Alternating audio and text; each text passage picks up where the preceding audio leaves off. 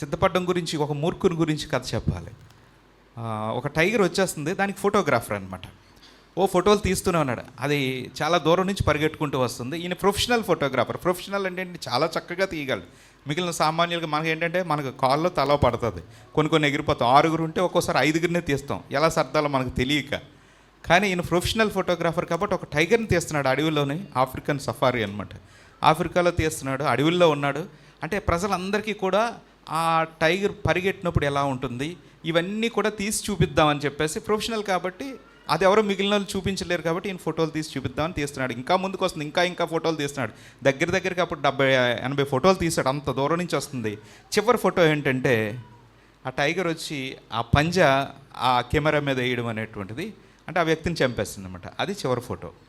అంటే తన ప్రాణం పోతుందని తెలుసు, ఉగ్రత వచ్చేస్తుందని తెలుసు, నరకంలోనికి పోతామని తెలుసు. ఇన్ని బోధలు వింటున్నా సరే నేను మారను, నేను అలాగే పోతానన్నప్పుడు ఆ మూర్ఖపు ఫోటోగ్రాఫర్ లాగే మన జీవితాన్ని కొనసాగిస్తున్నాము. జాగ్రత్త పడదాం. ప్రభువు రాకడ కొరకు మనం సిద్ధపడదాం.